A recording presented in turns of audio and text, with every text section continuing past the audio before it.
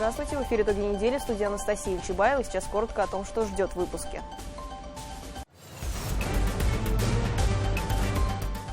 Детский спутник запущен в оборот. В республике приступили к вакцинации школьников. Как только узнал, что пришла вакцина, сразу решил вакцинироваться. Как испытывали вакцину, кому можно прививаться и чем грозит омикрон для детей? Бояться нечего родителям. Но на сегодняшний момент это, пожалуй, единственный надежный способ защиты от инфекции. Газ в каждый дом. 130 тысяч домов в республике газифицируют, а автобусы и коммунальную технику посадят на голубое топливо.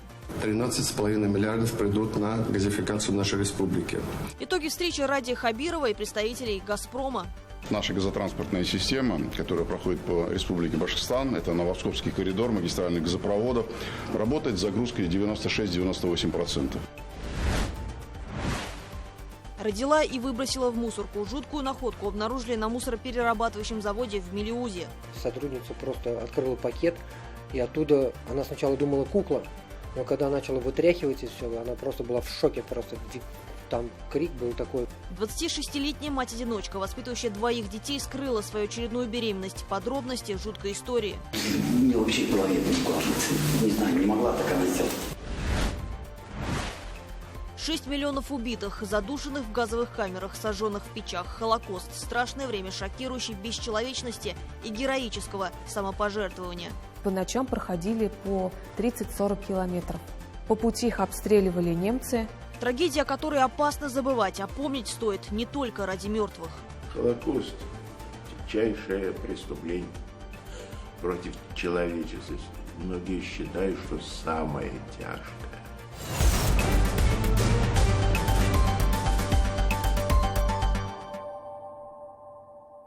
В республике стартовала вакцинация детей от коронавируса. Первые 2800 доз уже поступили в регион. Это «Спутник М». Как и во взрослой вакцине, в нем нет живой, способной к размножению части вируса. Прививка предназначена для детей с 12 лет. Все подробности в следующем материале. Это младший брат вакцины «Спутник Ви». Почти тезка, тоже спутник, но с приставкой «М». «Малыш» уже прозвали некоторые медики. Принцип работы, как и у взрослой версии. Живого вируса там нет. Дозировка меньше в 5 раз, чем в «Спутнике Ви». Егор – один из первых в республике, кто поставил детскую вакцину. Держи, ручку держи. В интернете нашел то, что может. Это обезопасит моих родственников, и я смогу ходить в места, где нужна прививка.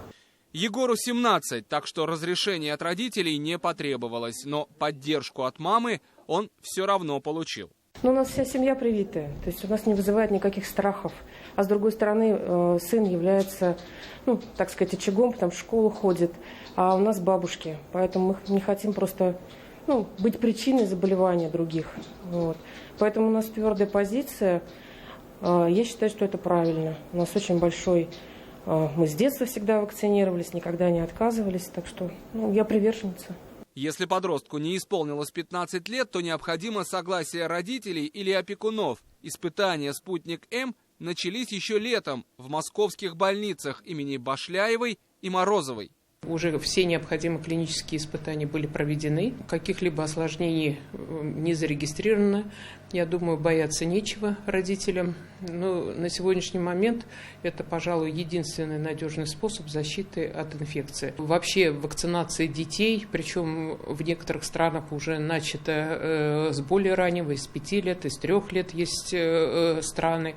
Она уже достаточно давно. То есть мы все-таки только начинаем. Если в начале пандемии дети переносили COVID-19 бессимптомно, то сейчас картина изменилась. Тяжелые случаи встречаются все чаще. Омикрон. Омикрон практически напоминает предыдущее течение, но немножко отличается симптоматика у детей до 5 лет и старше 5 лет. До 5 лет у детей в основном проявляются диспептические нарушения, повышение температуры, расстройство стула, першение в горле, чихание. У детей старше 5 лет это в основном респираторные заболевания без диспептических нарушений. Детская вакцина, как и «Спутник Ви», также вводится 2 фазами. Второй компонент через 21 день после первого. Перед вакцинацией ребенка обязательно осмотрит педиатр. Очень долго ждал эту вакцину, и как только узнал, что пришла вакцина, сразу решил вакцинироваться. Ведь я понимаю, насколько опасна эта коронавирусная инфекция и насколько важна данная прививка. Родители у меня все вакцинированы и отнеслись к этому очень хорошо. Привела на прививку двоих детей. Одной 15 лет, другой 12 лет. Во-первых, сейчас волна очередная идет, чтобы дети не болели, это во-первых. А во-вторых, прививка, мы вообще не против всех прививок, гриппа прививались тоже. Медикам уже поступают заявки от школ, где ученики собираются привиться коллективно. К ним врачи будут выезжать прямо в учебные заведения. Эмиль Тимашев, Анастасия Ильчебаева, Булат Садреев. Итоги недели. Ради Хабиров потребовал обеспечить медицинскую помощь всем жителям Башкортостана, кому она требуется. Об этом глава республики заявил на совещании в формате «Здравчас». 5-я волна коронавирусной инфекции идет сложно, сказал Ради Хабиров. Система здравоохранения, а именно амбулаторно-поликлиническое звено, сейчас испытывает большие нагрузки. Развернуто более 2000 койко-мест для госпитализации больных COVID-19. 30% из них свободны. Просьба очень ответственно пройти этот период. Сейчас для нас самое главное, чтобы человек, когда ему нужна медицинская помощь, мог ее получить в адекватные реальные сроки. Хотел еще в начале всех вас еще раз всем сказать огромное спасибо. Уже второй год система здравоохранения выдерживает вот такие очень серьезные нагрузки. И врачи болеют. Вот мне сейчас говорят, что начали врачи поликлинического звена очень сильно болеть. Врачи скорой медицинской помощи начали очень сильно болеть. Я всех врачей благодарю, искренне благодарю, и каждый раз говорю, что мы, безусловно, перед вами в таком долгу человеческом большом, но давайте сейчас еще раз поднапряжемся. На неделе дань памяти во всем мире отдали жертвам Холокоста. 6 миллионов еврейских мужчин, женщин и детей были замучены и убиты нацистами. Фашисты ставили цель стереть с лица земли целый народ. К счастью, этого им сделать не удалось. Но количество жертв и урон, принесенный нации, невообразим. Надежду в страшное военное время давали те, кто стоял по другую сторону зла, спасая и укрывая евреев. О событиях, которые нельзя забывать. Дошла в Башкирии, дошла в Оренбургской области, дошла. Все годы поиска Леон Рубин, как заговоренный, повторял это слово. 7-летний мальчик на всю жизнь запомнил название места, где навсегда расстался с мамой. Она умерла от брюшного тифа в 43-м. Ташла – место, где они оказались, сбежав от нацистов. Сначала могилу искали в башкирском селе Ташлы, а потом в Оренбургском с похожим названием. Но нужного захоронения не было. Тогда из Оренбуржья ему отправляют список соседних деревень, и он узнает знакомое – Чернышовка Ташлинского района. Пишу обратно. Это, мне кажется, место, где мы жили и где похоронена моя мама. Они пошли из Ташлы 11 километров в Чернышовку, и мне отвечают: Леон, мы нашли гроб твоей мамы.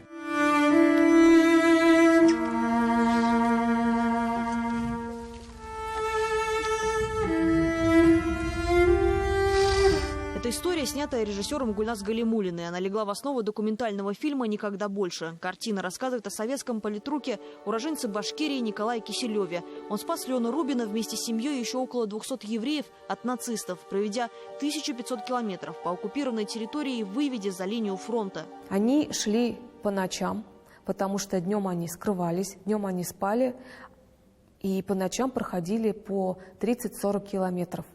По пути их обстреливали немцы. Киселев – праведник народов мира.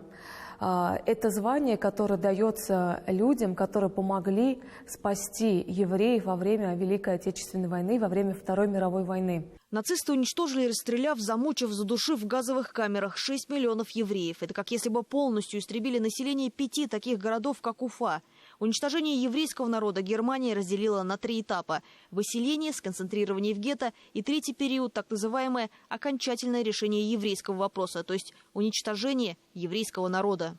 Холокост – тягчайшее преступление против человечества. Многие считают, что самое тяжкое. И до сих пор Германия платит тем людям, которые пострадали от них. Никакими деньгами, конечно, это люди. Никто не может оценить цену человека. Холокост – это время невообразимой жестокости и в то же время самоотверженного самопожертвования, когда, рискуя собственными жизнями, люди старались спасти евреев. У уфимского краеведа и журналиста Эммы Шкурко есть своя история. В 1944-м ее мама была направлена врачом в недавно освобожденный белорусский город. Перед ней убили другого доктора, а маму пытался убить сын хозяйки, который прятался в лесах. И он приходил, стучал кулаком и требовал выдать маму. А мама сжималась в комочек, сидела в подвале. Но хозяйка, понимая, что уже фашисты не вернутся, она маму прятала. Если бы не хозяйка, то мама моя тоже бы погибла. И я бы не могла сегодня выступать. Большое количество евреев, спасаясь от войны и нацистов, оказались в Башкортостане. Часть из них уехали после войны, а кто-то остался навсегда. Наша семья благодарна Башкирии, благодарна тем людям, которые в годы войны здесь приютили, дали работу, дали жилье. И когда умер мой дедушка, мамин отец, она поклонилась дому, в котором они жили, в одной комнате целой семьей большой, и сказала слова благодарности. Праведниками мира, спасавшими евреев, были признаны более 27 тысяч человек. История каждого – это иллюстрация добра и зла. И очень опасно забывать о тех ужасах, на которые оказался способен человек. Мы видим, и на сегодняшний день возрождается неонацизм, возрождаются течения, которые пропагандируют идеологию Третьего рейха.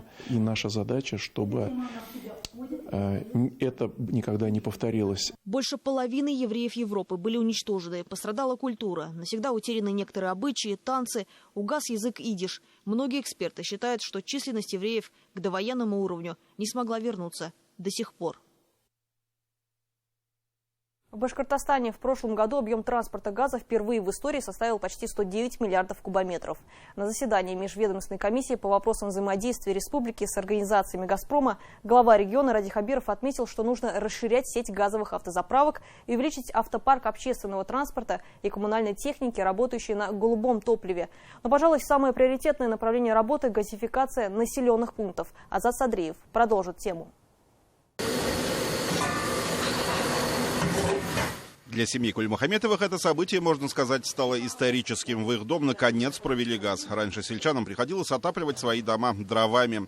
Голубое топливо пришло в деревню Даутово по программе догазификации населенных пунктов. Внутрипоселковые сети были построены за рекордные 2 месяца после личного поручения Владимира Путина. Во время визита в Башкортостан президент России пояснил, какие для этого есть условия. Речь идет о тех населенных пунктах, где есть, ну, по-народному, по-простому сказать, труба, где проходит рядом. Вот от этой трубы до участка, до домовладения газ должен быть подведен бесплатно.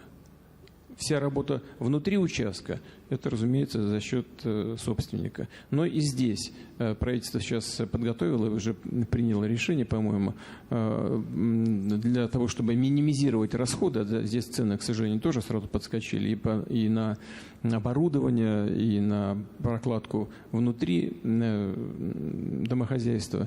Подготовило типовые условия для реализации работы и внутри домовладения. Единым оператором этой программы стала компания «Газпром». Башкортостан тесно взаимодействует с предприятием и по другим направлениям. Это наше сердце нашего предприятия, Радик Фарич. Наш центр управления полетами. Предприятия «Газпрома» в Башкортостане не только одни из самых крупных, но и современных. Сложные процессы автоматизированы. За всеми действиями на газотранспортной магистрали, по которой в прошлом году прокачали почти 109 миллиардов кубометров голубого топлива, специалисты следят в онлайн-режиме. Но есть вопросы, которые требуют ручного управления. Их обсудили на очередном заседании Межведомственной комиссии по взаимодействию республики и «Газпрома». Ради Хабиров снова сделал акцент на газификации сел и деревень. Это приоритетная задача. 13,5 миллиардов придут на газификацию нашей республики. Что это значит? Это значит 25 тысяч домов и в 300 социальных объектах придет газ. На заседании Межведомственной комиссии Ради Хабиров отметил, что, несмотря на пандемийный год, по итогам 2021-го экономика республики показала рост. И в этом есть заслуга, в том числе и предприятия «Газпрома». Компания реализует план по созданию в регионе 3-го по величине в России газохимического кластера на базе «Газпром Нефтехим Салават». Еще один крупный проект работает при поддержке ОДК УМПО. Мы широкоформатно начали прям индустриально развивать тему о том, что боевые двигатели сейчас ставятся нашего ОДК УМПО ПО ставится на перекачку газа, то есть на гражданские рельсы ставится. В республике на данный момент открыты и работают 41 газовая заправка. По количеству станций комплемированного газа Башкортостан делит первое место с Ульяновской областью среди регионов России. И в ближайшее время этот показатель будет улучшен. Параллельно увеличивается количество автобусов коммунальной и дорожной техники, работающих на голубом топливе. В самой компании «Газпром Трансгаз Уфа» приоритетами считают не только выполнение обязательств по транспортировке газа, но и уверенное прохождение республикой отопительного сезона. Отличительной особенностью последних лет стало, что март – это зимний период. Должен сказать, что сегодня наша газотранспортная система, которая проходит по Республике Башкортостан, это Новоскопский коридор магистральных газопроводов, работает с загрузкой 96-98%. Это очень серьезно. В прошлом году потребителям республики было поставлено почти 16 миллиардов кубометров газа. И чтобы вся система работала как часы, немалые средства вкладываются в модернизацию и строительство новых газопроводов и газораспределительных станций по всему региону. На межведомственной комиссии также обсудили план догазификации населенных пунктов. В республике в программу включены свыше 130 тысяч домовладений. В «Газпром» газораспределение Уфа уже поступило 19 тысяч заявок. В ближайшие 3-4 года мы где-то процент газификации республики этими усилиями мы увеличим почти на 10%. Но где-то с 84,5, с 84 до 94% мы газифицируем всю республику. Это огромный процент. При этом сама процедура для жителей будет протекать по упрощенной схеме с сокращенными сроками выдачи разрешений и согласования властями и сетевыми организациями. Такой возможностью уже воспользовались хозяева более 2000 домов. Азат Садреев, Артур Ханов, Азат Ишбулатов, Родион Матвеев, Виктор Демидов. Итоги недели. В республике могут запретить разведение свиней на личных подворьях. С такой инициативой выступил на заседании Госсобрания председатель Союза производителей переработчиков мяса Виктор Фрейдлин. На этой неделе в регионе впервые обнаружили африканскую чуму свиней. Летальность составляет до 100%. Вирус был выявлен в хозяйстве жителя села Кармаскалы Сельтамакского района. Там сейчас введен карантин. В угрожаемой зоне еще 8 сел. Возможной причиной появления заразной болезни специалисты назвали кормление животных пищевыми отходами. Сейчас государственная ветеринарная служба ликвидирует очаг заболевания. В течение 30 дней будут проводиться меры по недопущению распространения вируса на территорию других районов. В 5-километровой буферной зоне будет изыматься свинопоголовье, этого требует инструкции, и, соответственно, с этим проводятся на сегодняшний день мероприятия. Крупных предприятий в этой зоне нет, единственное ограничившее предприятие – это Рощинский, там проводятся наблюдательные мероприятия, на данный момент на данном предприятии нету свинопоголовья, и, соответственно, есть только переработка. В этой части, конечно же, будет проводиться мониторинг. Тело младенца, которого выкинула жительница Мелеуза на помойку, пролежало в контейнере больше недели. Это выяснила прокуратура республики. Мертвого ребенка обнаружили на этой неделе на мусороперерабатывающем комплексе. Личность матери уже установлена, с ней работают полицейские. Наш корреспондент Радмир Азнабаев пообщался с родственниками горе-матери и выяснил подробности этой страшной истории. На этой фотографии тот самый пакет с мертвым младенцем. Его обнаружили сотрудники мусороперерабатывающего завода при разборе отходов. Когда тело новорожденного попало на сортировочную ленту, у работников комплекса застыла кровь в жилах. Первый захват лопаты погрузчика, который погрузил на сортировочную линию, и в первом же пакете сотрудница просто открыла пакет, и оттуда она сначала думала кукла, но когда начала вытряхивать и все, она просто была в шоке, просто там крик был такой. Руководитель завода вызвал полицию. Правоохранители оцепили весь комплекс, осмотрели записи с камер видеонаблюдения и график машин, чтобы вычислить то авто, на котором и привезли ужасающую находку. Удалось определить адрес и личность горе-матери. Это 26-летняя Лиана Емилова, которая уже воспитывает 2 малолетних детей, но от 3-го почему-то решила избавиться. Ее мама заявила, что не знала о беременности дочери, несмотря на то, что проживают они вместе. Я сегодня меня вернули, я скоро жила. И неплохо. Я понимаю. А он мертвый родился, да? А где ваша дочь сейчас? Отец детей рассказал, что они с Лианой не живут вместе уже более года. От кого родила его бывшая, мужчина тоже не в курсе. В пятницу утром ему позвонили из органов опеки и попросили забрать сына и дочь к себе. Мне приходил, сказал, я сам еще до сих пор трясу. Вы отец 3-го ребенка, получается, который... Двоих. А она, как она в депрессии, может, была? Что может быть? Я не знаю, я сам, мне вообще в голове не укладывается. Не знаю, не могла так она сделать. Примечательно, но о положении женщины не подозревал никто, да и виду она не подавала. Так же, как и раньше, продолжала ходить на птицеферму, где трудилась оператором механизации. По данным Милюзовской межрайонной прокуратуры, Лиана родила ребенка прямо на рабочем месте 19 января, а тело младенца пролежало в мусорном контейнере чуть больше недели. Птицеводческий комплекс ситуацию не комментирует. Комментарий не даем. Вообще никаких? В ходе комплекса надзорных мероприятий прокуратура даст оценку действиям должностных лиц, органов системы профилактики безнадзорности и правонарушений несовершеннолетних, призванных выявлять семьи и детей, оказавшихся в социально опасном положении. Кроме того, будет проверен работодатель роженицы на предмет соблюдения прав беременной. Соседи в шоке от истории Емиловых. В глазах жителей пятиэтажки семья всегда характеризовалась с положительной стороны. Так вот, может, видели то, что она там в положении ходит? Слушай, я не видела ее. Что? Она вообще такая крупная. Так мне вот даже не подумал. Там вроде мужик у нее одно время был какой-то. Такая тихая, спокойная, никогда даже там, что крики, орки. Бывает, вот все равно детей орут, там визжат. Она всегда такая тихая, даже не подумала. Беременной я ее не видела, она работает. Что, дура, что ли? Не может быть такого, я не верю. Ну как это такая? Муж пьет, у них же кредит, если самый кредит надо платить, как она может родить третьего еще? В различных СМИ трактуется разная информация. Якобы Емилова готовилась к родам заранее, а на складе были обнаружены обезболивающие таблетки. Следователи сейчас выясняют все обстоятельства произошедшего, но эту информацию они не подтверждают, но и не опровергают. С телом ребенка работают судмедэксперты. В настоящее время проведен осмотр места происшествия, назначена судебно-медицинская экспертиза с целью установления причины смерти младенца. Мать ребенка установлена, с ней проводят следственные действия. По результатам проверки будет принято процессуальное решение. Родила ли Емилова ребенка уже мертвым, либо же на момент, когда его поместили в пакет, он был еще жив, предстоит выяснить, как и то, что побудило молодую женщину, у которой уже есть 2 маленьких детей, совершить такой зверский поступок. Уголовное дело пока не возбуждено, а в ближайшее время будет решаться вопрос о лишении ее родительских прав. Радмир Азнабаев, Азамат Мухамедшин и Радис Хужин. Итоги недели. В Уфе строители приступили к реализации еще одного масштабного дорожного проекта. Он позволит соединить географический центр города с микрорайоном Зеленая Роща. На реконструкции будет сразу несколько улиц. Сейчас начался первый этап на пересечении Рабкоров и академика Ураксина. Подробнее о том, что ждет автомобилистов и пешеходов, в материале Артура Шамсудинова. Подготовительный этап при строительстве любой дороги самый сложный. На участке реконструкции расположены сети газа и электроснабжения, а также теплотрасса. Переустройство этих коммуникаций с учетом строительства ливневой канализации обойдется бюджету почти в половину от стоимости всего проекта. Определенную трудность в процессе реконструкции улицы представляет естественный рельеф местности. Здесь он идет под уклоном. В связи с этим строители также проводят укрепительные работы и устанавливают специальные подпорочные стенки рядом с жилыми домами.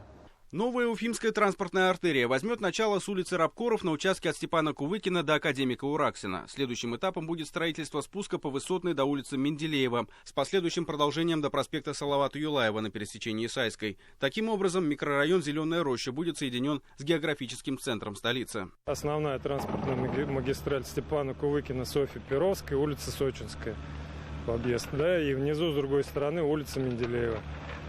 После завершения строительства этих объектов можно будет с улицы Степана Кувыкина напрямую выехать на Менделеева или через Ураксина на улицу Сочинскую. Дорога по улице Рабкоров будет 4-полосной. Ее протяженность составит свыше 700 метров. По проекту также предусмотрено создание тротуаров, велодорожек, остановок общественного транспорта. Рабочие проведут модернизацию системы наружного освещения и благоустройство газонов. Реконструкция ведется в рамках нацпроекта «Безопасные и качественные автомобильные дороги». Контракт по данной улице предусмотрено завершить работу до конца текущего года. И, соответственно, что до начала строительного сезона эти работы планируется завершить и уже строительный сезон приступить к видам работ, которые носят сезонный характер, то есть в частности это устройство дорожной одежды, это укладка асфальтобетонной смеси. По второму этапу проекту строительства дороги на улице Высотной пока ведутся конкурсные процедуры. Его реализация намечена до конца 2023 года. А вот конкретных сроков по соединению улицы Менделеева с Сайской в мэрии назвать не могут. Этот проект еще проходит экспертизу. Артур Шамсудинов, Азат Ишбулатов и Константин Носов. Итоги недели. А сейчас события, без которых картина недели была бы неполной. Новости короткой строкой. Полицейские задержали мужчину, который жестоко избил продавщицу магазина. Инцидент произошел в Бирске на улице Мира. Нападение зафиксировала камера видеонаблюдения. Злоумышленник сначала ударил женщину кулаком, а потом несколько раз ногой. После похитил 6 тысяч рублей из кассы. Сотрудники уголовного розыска установили личность предполагаемого преступника, ранее судимого 29-летнего местного жителя. Его задержали в одном из населенных пунктов Балтачевского района. Возбуждено уголовное дело. На этой неделе скончалась вторая работница УМПО, пострадавшая при возгорании. 17 января на предприятии воспламенилась парогазовоздушная смесь. Находившиеся в цехе работницы получили ожоги от 80 до 90% поверхности тела. Женщин госпитализировали в больницу в тяжелом состоянии. Через 5 дней скончалась 46-летняя сотрудница предприятия, а после остановилось сердце ее 30-летней напарницы. Следственный комитет возбудил уголовное дело по данному факту. До 2024 года в республике должны появиться 10 новых мусоросортировочных комплексов. Таким образом, власти намерены как минимум вдвое сократить объем отходов, отправляемых на захоронение. Об этом заявил премьер-министр регионального правительства Андрей Назаров в ходе совещания по вопросам сбора ТКО. По сравнению с 2020 годом количество обращений жителей, связанных в том числе со своевременным вывозом мусора, выросло. По словам премьер-министра, республика должна занимать лидирующие позиции в области обращения с твердыми коммунальными отходами. Недовольство со стороны населения быть не должно. В январе в России вступили в силу новые законы в лесной отрасли. Они запускают цифровую информсистему отслеживания оборота сырья. Теперь на каждую партию древесины нужно оформлять электронный сопроводительный документ. Чтобы его сформировать, предпринимателю достаточно зайти в систему Лес-ЕГАИС и заполнить форму. Тогда все контрольные и надзорные органы будут видеть, сколько древесины заготовлено и куда она отправилась. Меры предпринимаются для обеления рынка, для учета оборота древесины и легальности операций. Накануне 14-летний подросток погиб в ДТП в Мелеузовском районе. Трагедия произошла недалеко от поселка Троицкое. Лада Калина, за рулем которой была 35-летняя жительница Салавата, столкнулась со встречной «Шевроле Нивы» под управлением 51-летнего жителя Мелеуза. Сын автоледи скончался до приезда медиков, а 6-летняя дочь госпитализирована в районную больницу. Обстоятельства трагедии выясняются. Свыше 2,5 миллионов рублей за нарушение лишились автолюбители Башкортостана. Такие цифры озвучил начальник республиканской госавтоинспекции Владимир Севастьянов на пресс-конференции по итогам работы ведомства за 2021 год. Сотрудники ГИБДД выявили более 15 тысяч нетрезвых водителей. Кроме того, глава ведомства подчеркнул, что проблема безопасности движения состоит из комплекса причин, одна из которых неудовлетворительное состояние дорог. В Салавате появится мультицентр для людей с ограниченными возможностями здоровья. Учреждение будет функционировать на базе механико-строительного колледжа. Инвалиды смогут получить профессию и устроиться на работу. Также в центре для удобства откроются офисы МФЦ, Центра занятости и соцподдержки и отделения пенсионного и социального страхования.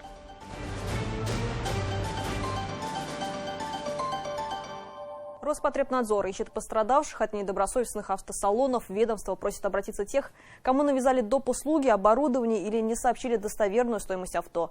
Сотрудники управления сами выступили в роли покупателей, провели контрольную закупку. О том, как становятся обладателями авто с завышенной стоимостью, в следующем репортаже. Со мной работало 4 менеджера, и каждый пытался свои какие-то внести требования. Вообще я внимательно читала договор, что, естественно, им не понравилось. И говорит, уже поздно, мы все хотим домой. Оксана тоже надеялась, что на новеньком автомобиле отправится домой еще до заката. Но, придя в салон в час дня, женщина вышла оттуда лишь ближе к 11 ночи. Висящий на лобовом машины ценник в 1 469 000 рублей в документах вырос почти на 500 000. Дополнительно Оксане продали и брокерские услуги на 119 000. Я увидела ежемесячный платеж и говорю, меня такая цена не устраивает, я не смогу платить данный платеж. На что они мне ответили, 2 месяца будете платить своевременно, не пропуская платежи, подъедете к нам спустя 2 месяца и, значит, мы оформим вам рефинансирование. Оксана ответственно на протяжении пары месяцев вносила платежи вдвое превышающие те, на которые рассчитывала изначально. Придя в автосалон, женщина узнала, что никакого рефинансирования ей, конечно, здесь не сделают. И 36 000 каждый месяц она обязана выплачивать и дальше. В такой же ситуации оказались и супруги Беликаевы. «Шкода Рапид» обошлась семейной паре в более чем 3 миллиона рублей. Автосалон обещал нам, что сумма платежа ежемесячная будет 12 495 рублей. По факту вышло 37. После двухмесячного платежа в 37 тысяч они сказали, что сами сделают перерасчет по нашему заявлению об отказе доп. Услуг банка. И понятно, что этого не состоится. Да, просто ввели заблуждение, обманули. У них схема эта отработана уже. В этом же помещении не так давно находился другой скандально известный автосалон «Инкар». Бывшие арендаторы бокса, заработав себе дурную славу и тома уголовных дел, закрылись. Но свято место пусто не бывает. И вскоре свои двери здесь распахнул автосалон «Уфа Автотрейд». Если зайти на сайт магазина и сравнить его со страницей «Инкара», можно заметить похожее оформление акции. Но в автосалоне связь с предыдущим арендатором отрицают. Я правильно понимаю, это вот Автотрейд, это вот бывший Инкар, да? Вы ошибаетесь, это вообще другая организация. Совсем разные, да? Да. А то, что у вас сайты одинаковые, там Инкар, Автотрейд, ну там... Сайты могут быть абсолютно, как хочет человек, такой сайт может создать, организация. Там картинки, акции одни и те же прям. Да, акции. Адрес тот же. Те же. И это не единственный автосалон, на который поступают жалобы. В роли покупателей в Автотрейд и другие похожие маркеты отправились сотрудники Роспотребнадзора и лично убедились в нарушениях. Навязывают дополнительные услуги, либо товары при приобретении автомобиля. Потребителю не предоставляют достоверную информацию о цене автомобиля. Кроме того, одно из нарушений – это обязанность заключения тех или иных договоров, которые не обязательны при оформлении договоров купли-продажи автомобилей. Вам говорят о том, что вы обязаны приобрести услуги, например, на представление интересов в суде, брокерские услуги, помощь на дороге. Если вы столкнулись с вышеперечисленным, вы можете обратиться в Роспотребнадзор. В ведомстве вам помогут составить претензию, исковое заявление в суд и предпринят административные меры. С таким ведением бизнеса автосалоны теперь далеко не уедут. Эмиль Тимашев, Анастасия Ильчебаева, Азамат Мухамедшин. Итоги недели. Вкусно и полезно. В Башкортостане отмечается значительное снижение жалоб родителей на качество блюд в школьных столовых. Культуру здорового питания будут прививать и взрослым в рамках всероссийского пилотного проекта, участником которого стала республика. Подробности в следующем сюжете. С пылу, с жару горячие котлеты с гарниром ученики гимназии номер 121 уплетают за обе щеки. Повара ежедневно с 6 утра готовят более 1000 порций разнообразных блюд. Дети довольны. Очень вкусно, все съедаем до последнего. Чем кормят? Картошка, пюре, котлеты, каша овсяная, запеканка, чай, йогурт. Иногда соки дают, яблоки и омлеты. Дают макароны, котлеты, пряники дают часто и разные фрукты. Спасибо им большое, очень вкусно кормят. Всегда био-йогурты, пряники, все очень свежее, горячее, вкусное. В Центре управления республикой отмечают снижение количества замечаний родителей на школьное питание. Если в первом квартале прошлого года система инцидент-менеджмент зафиксировала 350 обращений, то к концу 2021 было 57 жалоб. Они уже отработаны, а комплексный и системный подход позволил практически решить проблему. Разместили на сайтах школ 10-дневное меню. Это дало возможность родителям в режиме, буквально реального времени смотреть, чем кормят детей, как выглядит блюдо, из чего состоит это меню. Контроль питания со стороны родителей с помощью электронного дневника, да и брокеражной комиссии этому тоже помогает. Выездные проверки качества школьного питания, здесь уже Роспотребнадзор, Минторг, системные проверки на основании методик, они тоже помогают двигаться в этом направлении. И модернизация школьных столовых, это важный аспект, это уже правительство. Инициатором создания брокеражных комиссий стало Республиканское министерство торговли и услуг. Родители ежедневно оценивают качество контрольных блюд, и лишь после одобрения начинается раздача. Именно в формировании документов, формировании набора блюд, которые входят в школьное меню, мы в том числе учитывали мнение детей и родителей. Для этого были созданы специальные родительские комитеты по контролю за качеством школьного питания, куда входят как раз представители именно родительской общественности, где мы совместно со школой, совместно с родителями уже разрабатывали непосредственно те блюда, то меню, которое используют в школьном питании, после чего совместно согласовывали его с Роспотребнадзором. Благодаря этому удалось добиться того, что сегодня школьное меню не только вкусное и разнообразное, но и полезные, которые подходят всем. Меню, которые разработаны совместно с Министерством образования, были предусмотрены и для детей, страдающими заболеваниями, и сахарным диабетом, и фенилкетонурией. Поэтому сегодня мы уже увидели при оценке питания в школах, что есть, конечно, над чем работать, но в основном по макронутриентному составу. Меню и питание школьников у нас соответствуют. На еженедельном оперативном совещании, которое прошло в онлайн-режиме накануне, глава Башкортостана Ради Хайбиров отметил, что общая задача – разъяснять взрослым и детям пользу здорового питания. Эта работа в том числе ведется и в школах. У нас существует программа «Разговор о правильном питании», в которой обязательно участвуют и ученики, и учителя. Там существует цифровой модуль, который помогает учителям эффективно обучать школьникам, как правильно питаться. Здоровое питание должно стать привычкой, говорят повара гимназии номер 121. Поэтому все блюда для детей они готовят в столовой, не используя полуфабрикаты. Котлеты, гарниры, супы, салаты – все всегда свежее. Ну и для поваров самая высокая награда какая? Тарелки. Азат Садриев, Артур Ханов, Константин Ширгазин. Итоги недели. На этом у меня все. Я с вами прощаюсь. Оставайтесь в курсе событий с телеканалом БСТ. Всего доброго.